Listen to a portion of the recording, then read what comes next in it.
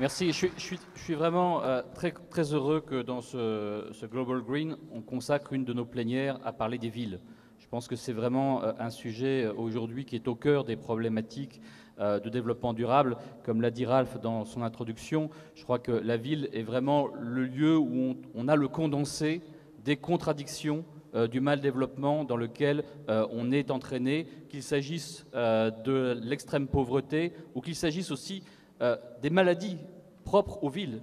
les maladies que ressentent nos concitoyens qui vivent dans le stress, qui vivent dans la pollution, dans la multiplicité des pollutions. Et on a vraiment au cœur de nos villes un condensé du mal développement que nous, écologistes, auquel nous, écologistes, devons nous attaquer. Et en même temps, je pense aussi que c'est très intéressant qu'on parle aujourd'hui des villes parce que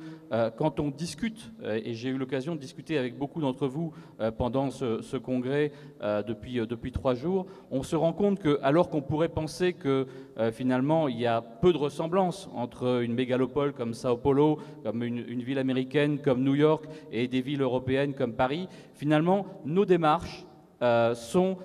certes différentes dans les outils qu'on peut mettre en place, mais finalement, nous nous heurtons les uns et les autres aux mêmes difficultés, nous nous heurtons les uns et les autres aux mêmes obstacles, y compris aux obstacles politiques vis-à-vis de nos adversaires politiques ou vis-à-vis de nos partenaires politiques, et nous avons finalement les mêmes démarches, les mêmes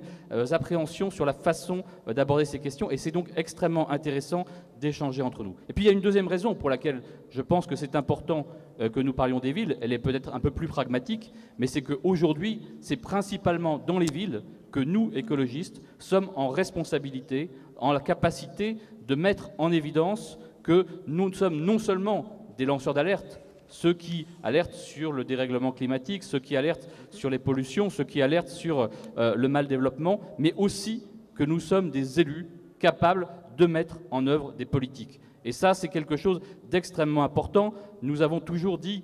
que nous étions ceux qui avaient une pensée globale et l'agir local. Nous faisons aujourd'hui la démonstration dans beaucoup de villes qu'en effet, nous sommes en capacité de mettre en œuvre cet agir local et donc,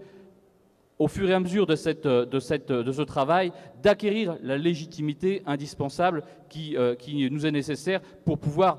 travailler à des niveaux plus importants et notamment au niveau des États et des gouvernements. Alors, plusieurs ont déjà évoqué la situation de Paris et je remercie Fernando d'en avoir parlé tout à l'heure.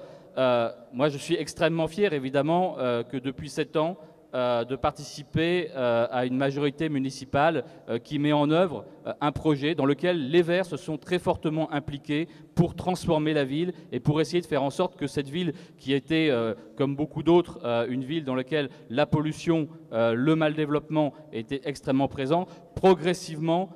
soit en train de se transformer pour une ville plus écologique. Et les Verts sont vraiment au cœur de cette démarche et les politiques que nous avons mis en place en matière de déplacement, les politiques que nous avons mis en place aujourd'hui et que nous poursuivons en matière de plan climat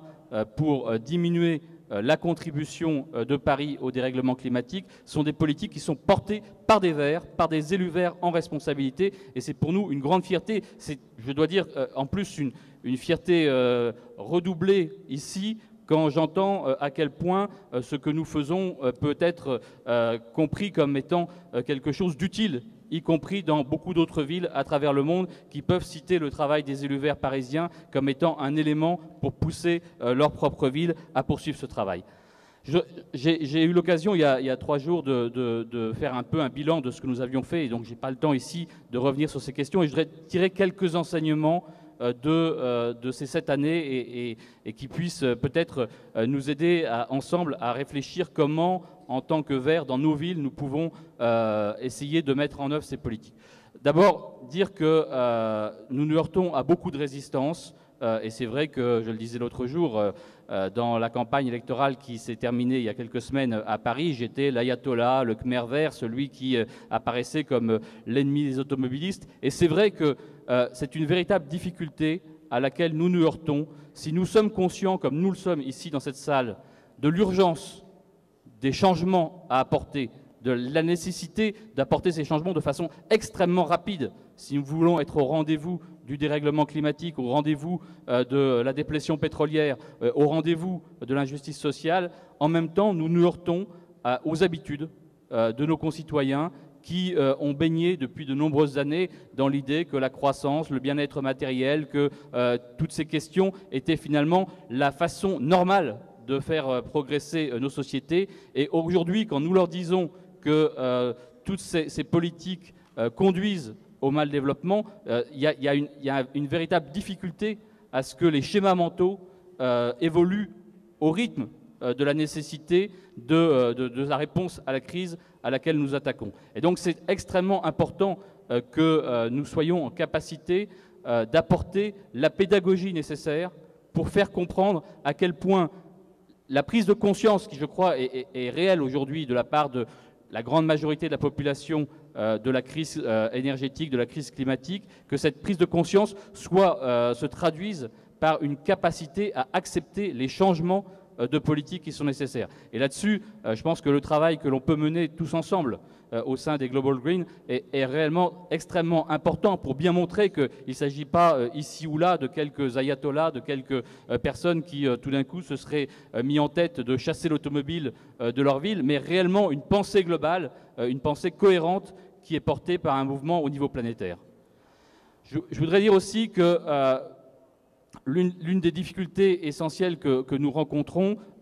c'est dans la perception que nos concitoyens peuvent avoir que nous sommes, en tant que Verts, porteurs des soucis environnementaux et insuffisamment peut-être des autres préoccupations. Nous devons porter des propositions qui nous permettent de montrer que la mutation indispensable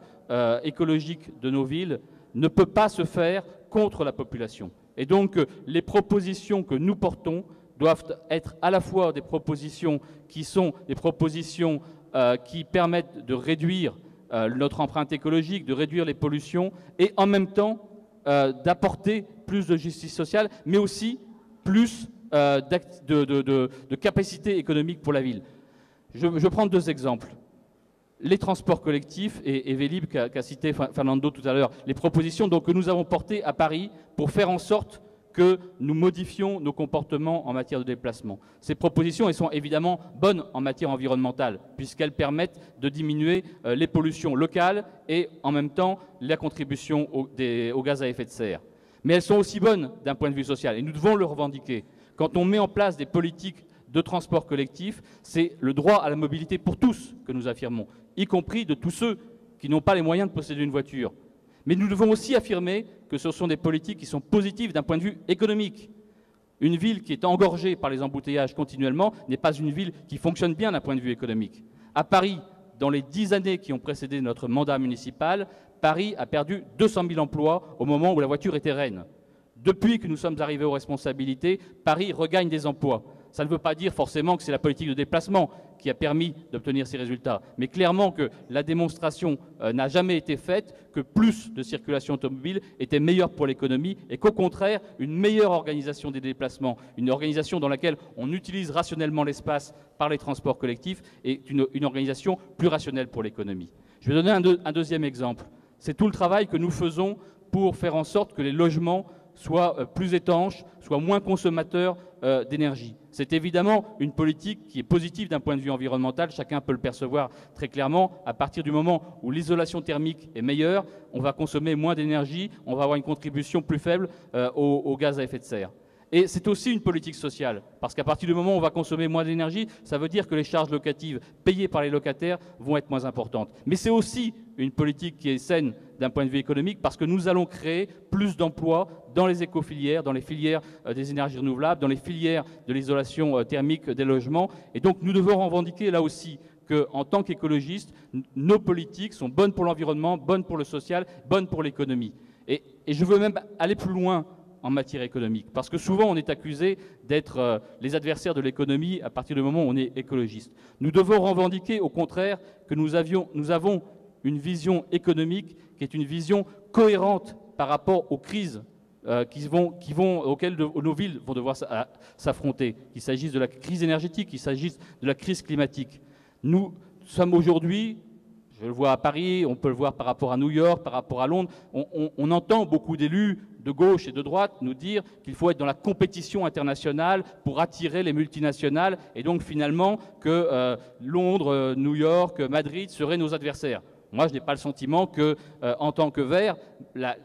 les élus, les représentants, les habitants de ces villes soient nos adversaires, mais au contraire, non pas vivre dans la compétition, mais vivre dans la coopération et chercher, au contraire, plutôt qu'attirer des multinationales qui finalement iront s'installer là où le capital sera le mieux rémunéré, là où on leur offrira les meilleures situations et finalement donc un développement économique qui n'est absolument pas durable. Au contraire, lorsque nous proposons des emplois dans les écofilières, c'est-à-dire des emplois non délocalisables, nous faisons en sorte de construire une économie plus robuste, une économie qui résistera mieux aux crises et donc une économie beaucoup plus durable. Nous devons revendiquer donc en tant que Verts d'être ceux qui portent aujourd'hui un discours économique qui est un discours économique responsable par rapport à la crise financière et par rapport aux crises qui sont à venir. Voilà moi ce que j'avais envie de vous dire pour dire que on a aujourd'hui réellement un enjeu majeur à travailler ensemble entre Verts de toutes les grandes villes qui nous heurtons aux mêmes difficultés, à porter ce message que nous voulons cette mutation écologique, mais nous la voulons qui soit vivable pour tous, qui soit désirable même pour tous, qui soit une mutation qui soit utile d'un point de vue économique, et que c'est ainsi que nous allons renforcer notre crédibilité, montrer que nous sommes en capacité de penser global, agir local, et demain aussi agir global. Merci.